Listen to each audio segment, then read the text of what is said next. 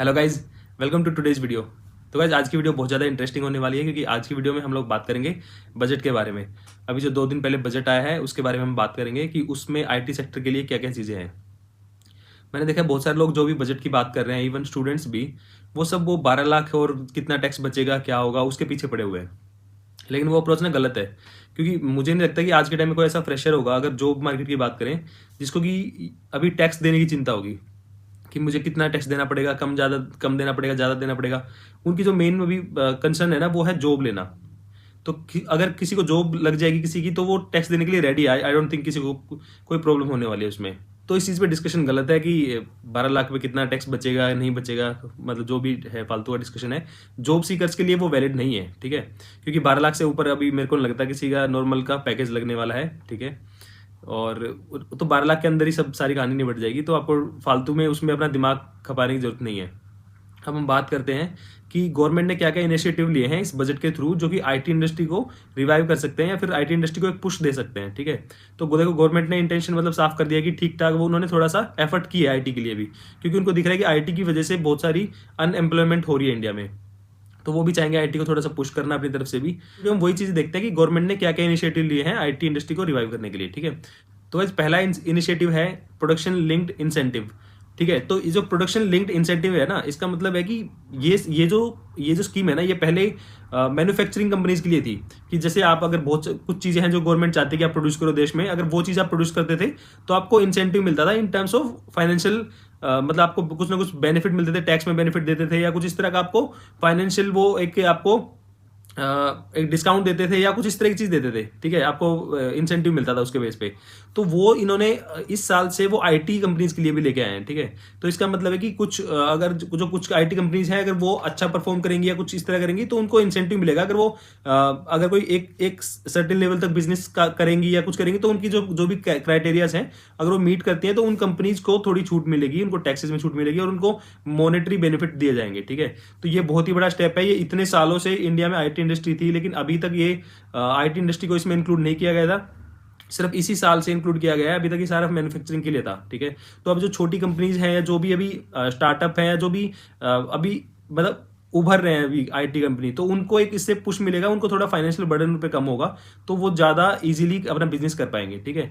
तो ये बहुत ही बड़ा स्टेप है आईटी इंडस्ट्री के लिए, क्योंकि इनको अब बहुत सारी कंपनियों को परफॉर्मेंस अच्छा करने पे उनको इंसेंटिव मिलेगा और गवर्नमेंट की तरफ से उनको थोड़ी थोड़ी छूट मिलेगी, ठीक है। तो ये पहला पॉइंट हो गया। गाइस सेकंड जो है पॉइंट गवर्नमेंट ने जो बताया बजट में, वो है tax exemptions and tax holidays, ठीक है। तो एक कॉन्सेप्ट होता है टैक्स हॉलीडे। टैक्स हॉलीडे का मतलब होता है कि गवर्नमेंट है ना कुछ कंपनियों को मतलब टैक्स से छूट देती है। टैक्स हॉलीडे का जैसे कि नाम से ही पता चल रहा है कि टैक्स हॉलीडे मतलब उसमें टैक्स नहीं देना, ठीक है, गवर्नमेंट को बिल्कुल भी।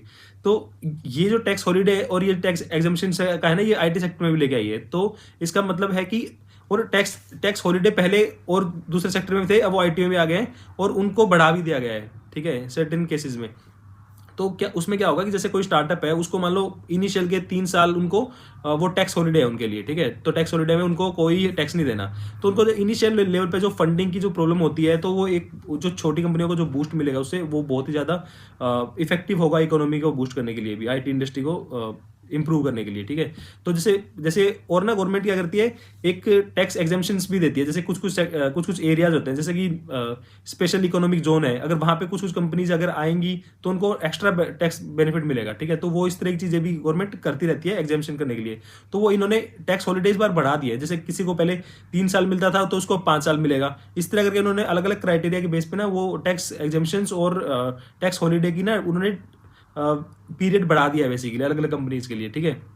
तो इससे छोटी कंपनियों को बहुत बड़ा पुश मिलेगा, क्योंकि इनिशियल लेवल पे फंडिंग की बहुत दिक्कत आती है, और जो मोटा चंक होता है किसी भी कंपनी का, वो टैक्स में जाता है। तो जब उनको कुछ टैक्स नहीं देना पड़ेगा, तो वो ऑब्वियसली अच्छा परफॉर्म करने के ज़्यादा चांसेस है कि वो ग्रो कर जाएंगे। और जब वो बड़ी कंपनी बन जाएंगी या फिर कुछ एक टैक्स हॉलीडे वाला उनका पीरियड निकल जाएगा, 3 साल 5 साल या समथिंग कुछ हो जाएगा, उसके बाद उनसे टैक्स लिया जाएगा, ठीक है। तो वो एक बहुत अच्छा पुश है छोटी कंपनियों के लिए ये वाला। तो इससे बहुत सारी जॉब्स क्रिएट होंगी और नई नई जो स्टार्टअप है, वो स्टार्टअप का एक इकोसिस्टम डेवलप हो सकता है, और स्टार्टअप को ना पुश मिलेगा। उनको पता है कि इनिशियल लेवल पे हमें टैक्स नहीं देना, तो ये बहुत अच्छा मूव है गवर्नमेंट का आईटी इंडस्ट्री को बूम करने के लिए। गाइस थर्ड जो है वो है गवर्नमेंट ऑफ इंडिया का एआई प्रोग्राम, एआई इनिशिएटिव, ठीक है। तो उसमें क्या है कि एआई में और पैसा ज़्यादा डाला जाएगा एआई से रिलेटेड चीज़ों के लिए। एआई में नई रिसर्च करी जाएगी और एआई से रिलेटेड नए-नए प्रोडक्ट्स बनाए जाएंगे और गवर्नमेंट भी उसमें पार्टिसिपेट करेगी, ठीक है।